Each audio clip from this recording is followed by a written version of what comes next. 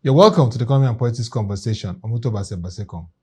This edition will discuss Nigerian MSMEs in 2025, challenges and opportunities to scale. Joining me for this discourse is Mr. Ayo Bankole Akintujoye, the convener of Caladium SME Community. It's great to have you for the first time in the studio, Mr. Ayo. It's good to see you again, Otto. It's good to be here. Yeah, for the first time.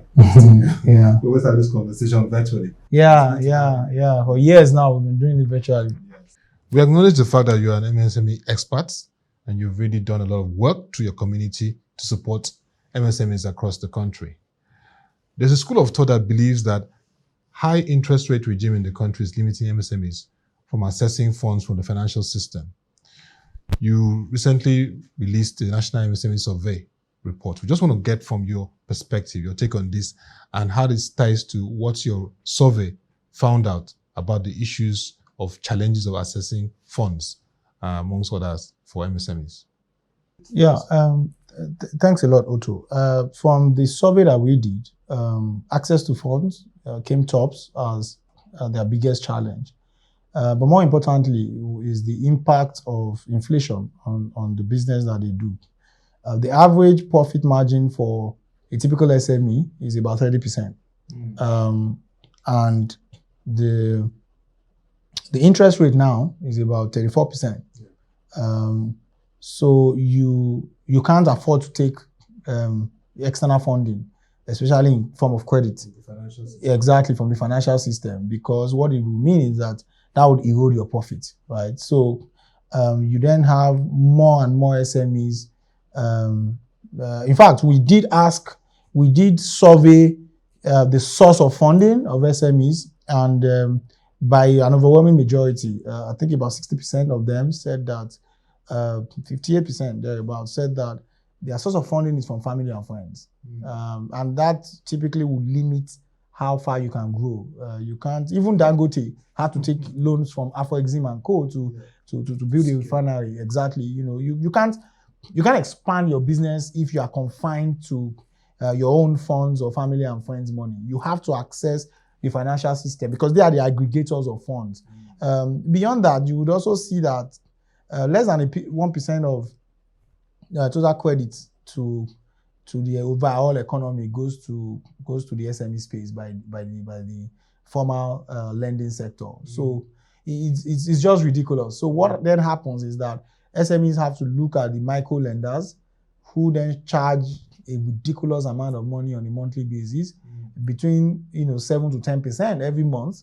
But what that allows SMEs to do is they can take loans at a few days or 30 days, or they can then take loans in days as against taking it for a longer period, which ordinarily should be more patient and be better for them. But because of the ridiculous interest rates, you then realize that they can't access those funding, and when they can't access those funding, they can't do what they need to do to drive them to growth and to scale.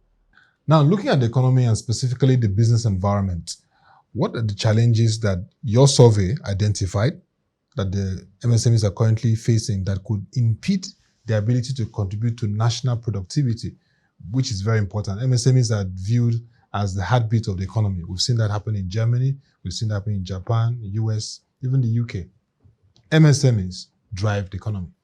So what happens in Nigeria? There's a trend all over the world, actually. The MSMEs contribute average of 50 to 60% to GDP all over the world. But what happens is that the Western world has found a way to galvanize resources to the SMEs such that a few of the SMEs can then evolve into large enterprises who then employ people en masse, right?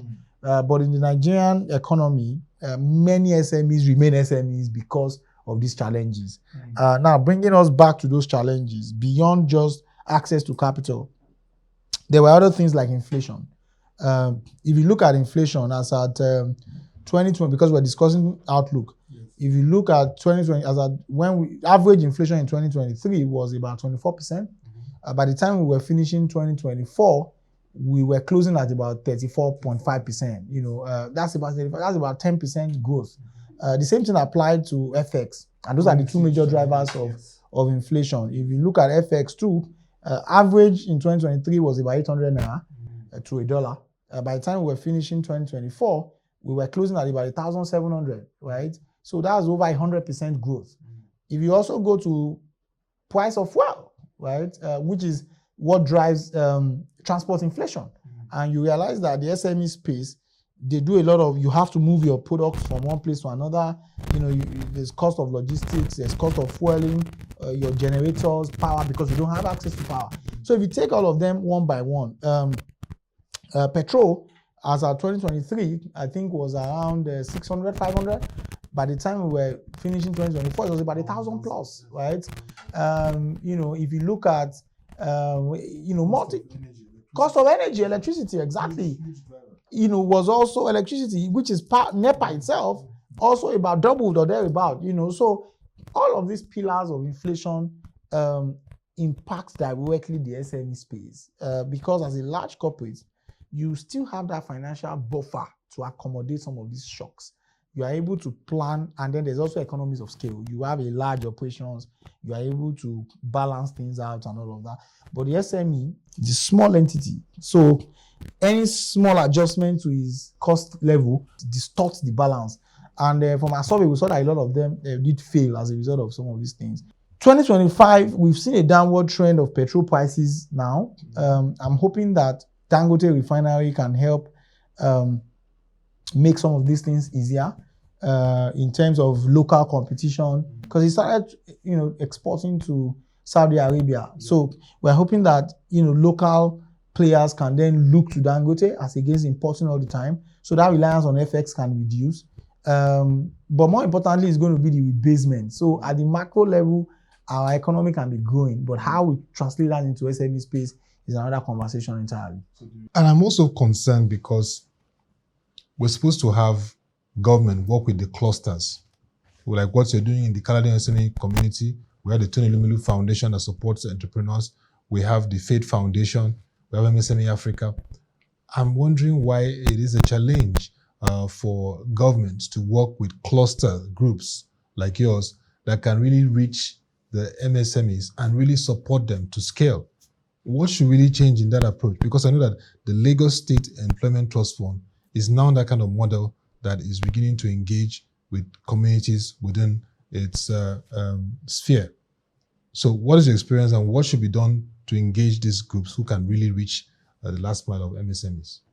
So I think that thank you for that amazing example. I think that LSCTF, under the leadership of the current ES, I think she's acting ES, has been exceptional. Before now, I was having conversations with a couple of us who are in the SME space, and we're talking about how before now it was harder to get partnerships, to get collaboration with LSCTF. But now it's been an almost 360 shift. So there's a lot more work that they are doing because they are collaborating with existing clusters. They reach out, oftentimes we have a loan.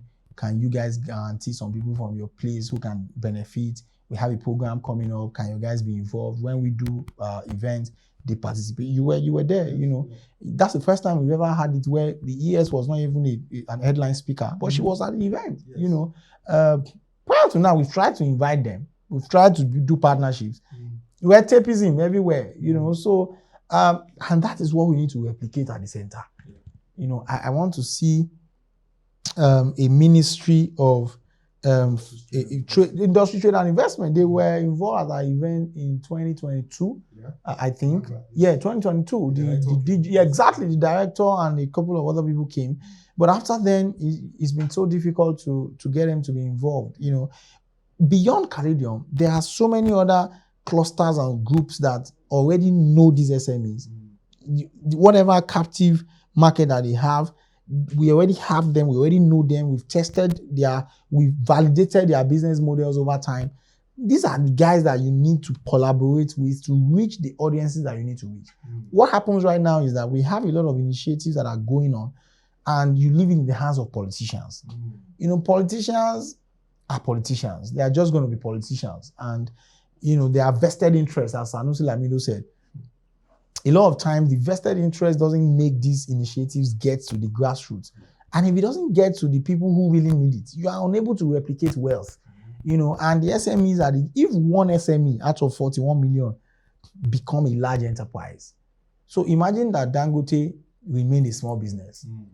So we need to create a system that allows SMEs become large enterprises who then hire thousands of employees. And that's the way you build wealth in a society. It's not by saying, I have this 2 billion for SMEs, and then 1 billion out of the 2 billion, that's only 50%, is disbursed through politicians and their political cronies. And you know what politicians will usually do. Definitely, we need to see the impact of all this disbursement. Yes. Once you see them going through clusters, we can track and see what has been. Exactly. So you hold every coordinator of each cluster accountable. If they cannot account. From a policy standpoint, I know this week the first Monetary Policy Committee meeting will be holding by Central Bank of Nigeria. What are your expectations? You've raised the issues of high inflation, and of course, we've talked about high interest rate. In this MPC meeting, how should the CBN approach concerning the concerns of MSMEs, high interest rate, inflation, cost of doing business? How should the CBN MPC approach the monetary policy rates? Okay, so I don't understand the Nigerian CBN. So, you keep hiking interest rates where the assumption is that inflation is driven by demand pool, right? And you then use inflation to mop up liquidity in the system so that demand reduces. But our own inflation is driven by costs. It's cost push. Exactly. It's cost push inflation. So I don't know why you are increasing interest rate, because you keep fueling increased inflation, right? It will make it difficult to do business. So I am hoping that they would reduce, because earlier I was talking about inflation and how it has grown, FX. I didn't mention what's it called? I didn't mention the MPR. MPR too has shot up significantly, over 800 basis points. So it doesn't make sense. The cost of funds has become outrageous. You can't. The only people that are benefiting are the banks and the people who have liquidity. Now, if you look at how, so GDP, for example, has been growing, right? Now, commensurate to GDP that has been growing is that our funding, you see that our funding is growing. How is it? What is our funding? What is it? What is our monetary supply? What is it funding? You realize that it's funding trades, FX trades, treasury bills trades, which is then going into maybe construction projects, or some people are just putting it in their pockets. Is not funding the real SME, the real sector. So it's not translating. So it's not translating at the macro level. It looks like it's not translating into the real sector. So what now needs to happen is that we need to moderate monetary policy rate so that funding becomes accessible. You need to create a special window. We've done it in the past, but it's always for the billionaires. Let us have special window. FX, access to capital, etc. for the SME space that is not disbursed through the banks. So don't come and tell me BOI. Bank of Industry, the Bank of Nigeria. They disburse through the banks. You can't disburse through the banks and then you mandate the banks to give it a single-digit interest. Meanwhile, you are not bearing the risk. The bank will still bear the risk. So if the bank is going to bear the risk, then the bank is not incentivized or motivated to give them your own credit over their own credits, which is higher interest, and they put them through their own risk assessment as against the BOI loan or any. So let us have proper facilities for the SME space, properly managed, properly channeled to the right people at rates that are affordable. And you track it, you track what they are doing with it, you incentivize performance. If I'm able to demonstrate how I've used it, that I've gone, give me more money. Maybe at some point, even give me a grant. So that's what we need to do going into 2025. Because we're going to get carried away with rebasement. It happened under Jonathan. Once we rebase now, we become the largest economy again in Africa. Everybody is happy. We'll start tailing ourselves, and people will be suffering.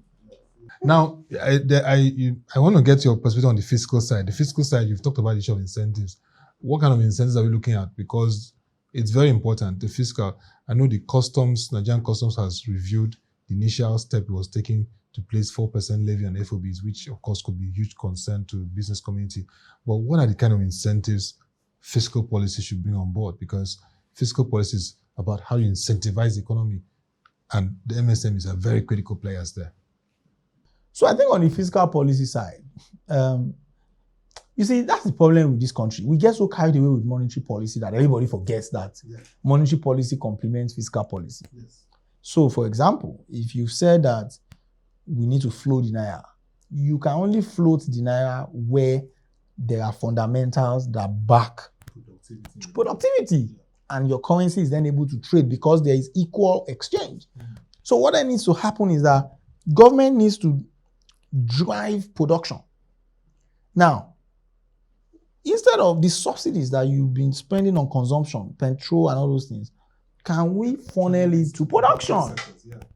So what is happening now is that there is little to no incentive for producing in Nigeria. Power weight is increasing without commensurate availability. FX is scarce, so they are unable to repatriate their funds. Those are the guys who are foreign investors. Local investors are stifled out. So there has to be, you need to create a lot more manufacturing zones across different states. You have a special economic zone. Exactly, special economic zones for indigenous producers, micro and nano producers. Forget the, you see, if government has 100 hectares of land and say, I'm going to give 10 acres to different agricultural producers, or I'm going to give, I build a massive warehouse with minor production, facilities, and I'm going to give it to processors. Incentivize it. The ones who are already established, give them liquidity. Track the production. Incentivize people who buy domestic. Not just announcing it on television. Actually incentivize, like stimulate the same thing China did. Incentivize. Germany. Intensifies. And ensure that our local production is backed by the quality. Strengthen SON. Let the quality be solid. Meet international standards. Partner with the likes of BV, Bureau Veritas and other global testing agencies, so that we standardize some of these things and push it very hard. Do bilateral agreement with some of your, after it's already there. We are not leveraging after. So once you do that, you see that there will be a lot more demand for the naira. People who earn a lot more USD, it drives down the cost and the SMEs benefit ultimately. So these are some of the things that we need to do. It's not just by talking. We need to sit down and do the actual work. I mean, Mr. Ayo, we can go on this conversation for an hour, but for 2 days. But you really raise fundamental issues that all this disbursement we see, the last one we heard about was over 70 billion naira to MSMEs. They need to go through clusters that can be held accountable. And when they get to those clusters, those MSMEs begin to become accountable. And we can see the impact and productivity. Also, you've talked about monetary policy, beginning to look at moderating at this time because of the challenge of cost of funds and how it's stifling businesses. And also, the fiscal policy have to come with incentives to productive sectors. The Minister of State for Finance, Dr. Doris Anite, made that statement also in the recent CBN monetary policy fund that it's time to incentivize the productive sector is now. Keys with what you said. And most importantly, like you rightly said, we need to even restructure the whole thing about the Bank of Industry and Development. It needs the approach needs to impact the way they are supporting MSMEs because they remain the heartbeat of the economy.